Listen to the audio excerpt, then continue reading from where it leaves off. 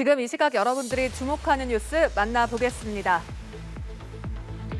허영인 SPC 회장이 고개를 숙였습니다. SPC 계열사 SPL 제빵 공장에서 일하던 20대 노동자가 기계에 끼어 숨진 것과 관련해 대국민 사과를 한 건데요.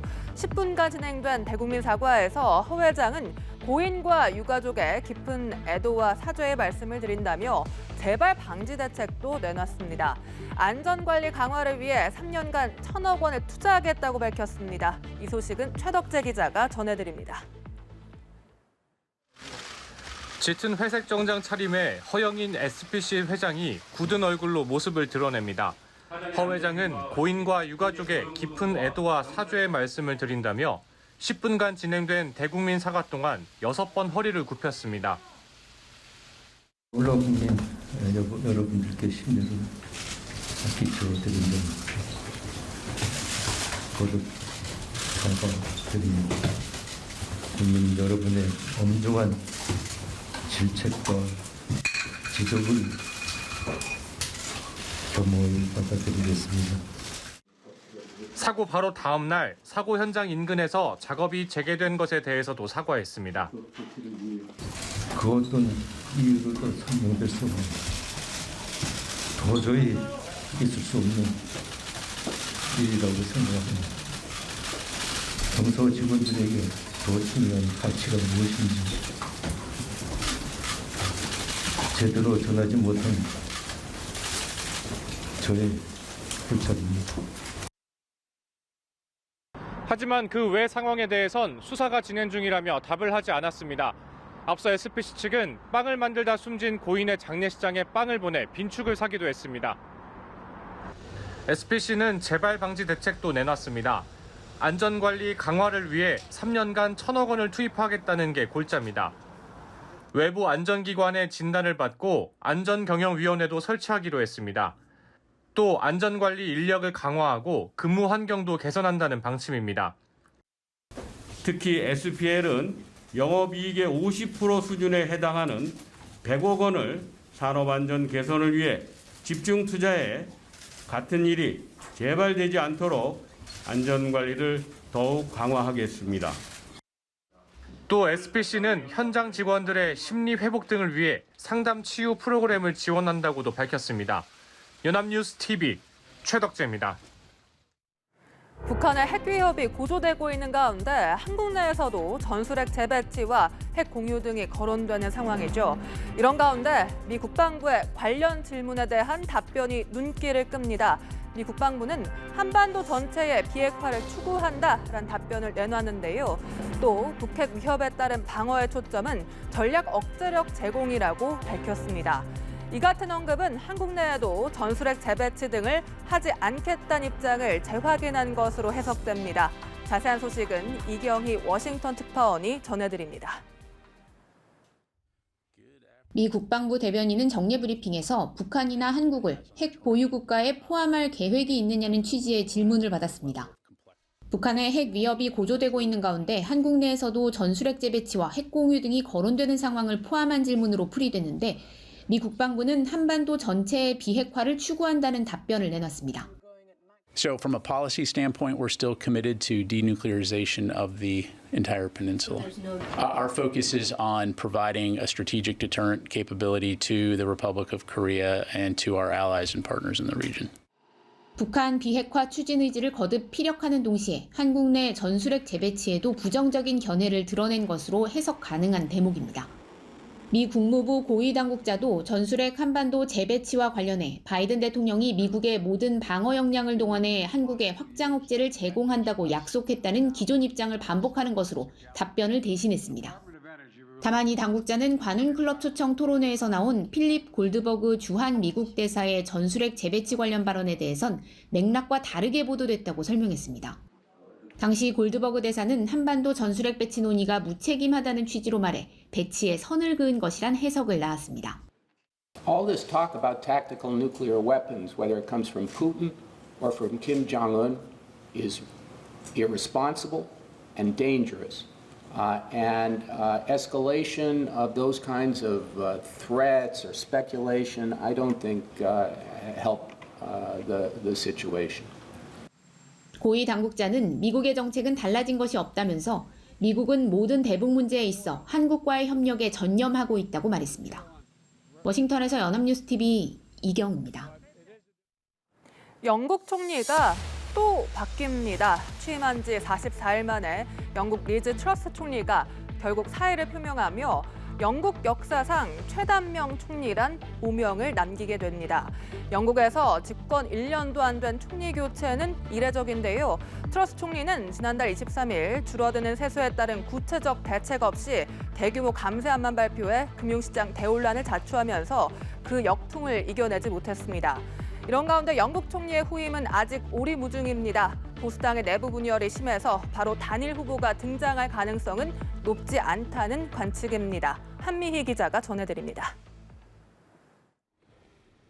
리즈 트러스 총리가 역사상 최단명 총리라는 오명과 함께 물러나기로 하면서 보수당은 후임 총리가 될 당대표 경선 절차를 서두르고 있습니다. Conclude a leadership election by Friday the 28th of October. Absolutely. Absolutely. And I think we're deeply conscious of the imperative of the national interest of resolving this clearly and quickly. 다음 총리로 가장 먼저 거론되는 건 트러스 총리와 마지막까지 경합했던 리시 수넥 전 재무장관과 페니 모던트 원내대표입니다. 수넥 전 장관은 감세를 통한 성장을 주장한 트러스 총리의 경제정책을 동화 같은 이야기라고 비판한 바 있습니다. 하지만 보리스 존슨 전 총리의 사임 당시 가장 먼저 사표를 던져 배신자 이미지가 생긴 데다 인도 IT 대기업 창업자의 딸인 부인이 세금을 제대로 내지 않아 구설에 오른 이력이 있습니다. 모던트 원내대표는 최근 트러스 총리를 대신해 야당의 긴급 질의에 나서 눈길을 끌었지만 아직 검증되지 않았다는 점을 위험 요인으로 보는 시각이 있다고 가디언지는 전했습니다. 관심이 쏠리는 건 파티게이트로 물러난 존슨 전 총리의 복귀 여부입니다. 그의 복귀를 막는 규정은 없지만 파티게이트와 관련해 의회에서 거짓말을 했는지 조사가 진행 중입니다. 야당인 노동당은 조기 총선을 요구하고 있습니다. The risk at the moment is continuing with this chaos, not having a stable Labour government. So that's why there should be a general election. 하지만 지지율이 크게 떨어진 보수당이 총선 요구를 받아들일 가능성은 높지 않아 보입니다. 연합뉴스 한미희입니다. 코로나 신규 확진자가 2만 4천여 명 발생하며 사흘 연속 2만 명대를 이어갔습니다. 감소세가 주춤해진 가운데 감염 재생산 지수는 9주 만에 2를 넘었는데요. 방역당국은 유행이 다시 증가세로 돌아섰는지 여부는 추이를 좀 더 지켜봐야 한다는 입장입니다. 김민혜 기자가 알려드립니다. 신규 확진자는 2만 4,751명, 사흘 연속 2만 명대를 이어갔습니다. 한 주 전보다는 약 1,000명 증가한 수치입니다. 이런 가운데 유행 정도를 나타내는 감염 재생산 지수는 이번 주 22일 기준으로 1.09를 보이며 9주 만에 1을 넘었습니다. 지수가 1이 넘으면 유행이 확산한다는 의미인데 방역당국은 그렇다고 재유행이 시작됐다고 보기엔 추이를 좀 더 보자는 입장입니다. 해당 지수는 그 이전에 발생한 숫자와의 추이를 보는 건데 지난주 연휴가 끼며 검사 건수가 줄어든 영향도 고려해야 한다는 것입니다. 반등세라기보다는 아까 그 감소 추세가 좀 주춤된 상태인데 그 폭이 좀 더 작아진 겁니다. 이게 증가세로 가는 것인지의 여부는 한 주 것만을 가지고 보기는 어렵기 때문에 이르면 다음 달 또는 12월 초 재유행이 올 거란 전망 속에 전문가들은 독감 등 다른 호흡기 질환 유행에 더욱 대비해야 한다고 지적합니다. 확진자 수가 중요한 게 아니라 위중증 환자, 사망자 수의 추이가 과연 늘어날 거냐 하는 거죠. 라이너나 메타뉴모나 전부 다 굉장히 많이 늘어나게 되면 그 구분이 어렵기 때문에 병상이 부족할 상황이 생길 수가 있다는 것이죠. 방역당국은 축제나 단풍을 즐기러 인파가 몰릴 것을 고려해 전국 관광지마다 방역관리 요원을 운영하고 국제선 여객 수요 증가세를 감안해 공항에 검역 지원 인력을 배치하는 등 동절기 재유행에 대비한다는 방침입니다. 연합뉴스TV 김민혜입니다. 2022 카타르 월드컵이 어느새 꼭 한 달 앞으로 다가왔습니다. 이번 월드컵은 중동에서 열리는 첫 월드컵인데요. 그간 월드컵은 여름에 열렸지만 이 카타르 월드컵은 더위를 고려해서 월드컵 역사상 처음으로 겨울 대회로 치러집니다. H조에 속한 우리 한국 축구대표팀 11월 24일 우루과이전을 시작으로 조별리그 경기를 치릅니다. 이런 가운데 벤투호는 오늘 해외파 핵심 선수들을 제외한 27명의 소집 명단을 발표했는데 다음 달 11일 마지막 평가전을 갖습니다. 카타르로 가기 전 최후의 생존 경쟁이 될 것으로 보이네요. 이 소식은 김종성 기자가 전해드립니다. 다음 달 11일 카타르 월드컵 출정식을 겸한 국내 마지막 평가전에 나설 태극전사 27명 중 골키퍼 김승규와 미드필더 정우영, 손준호, 수비수 권경원 외 23명은 모두 K리거입니다. 수원FC의 돌격대장 이승우와 K리그1 득점 1위 주민규가 벤투 감독의 선택을 받지 못한 가운데 가장 눈에 띄는 인물은 수원 삼성 공격수 오현규. 2001년생 오현규는 올 시즌 13골, 도움 3개를 기록하며 눈에 띄는 활약을 펼치고 있습니다.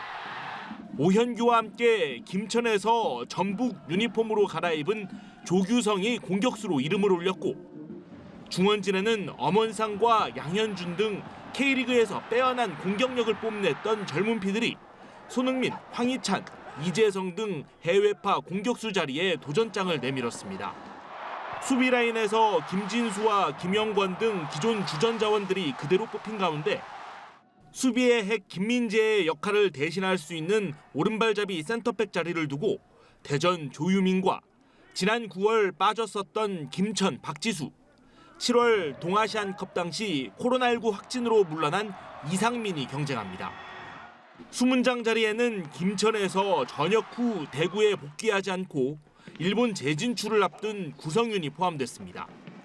대표팀은 오는 28일 파주 NFC에 소집되며 다음 달 11일 출정식 겸 마지막 평가전을 치릅니다. 평가전 하루 뒤인 12일 해외파를 포함한 월드컵 최종 엔트리 26명의 명단이 확정되고 대표팀은 이로부터 이틀 뒤인 14일 결전지 카타르에 입성합니다. 연합뉴스TV 김종성입니다.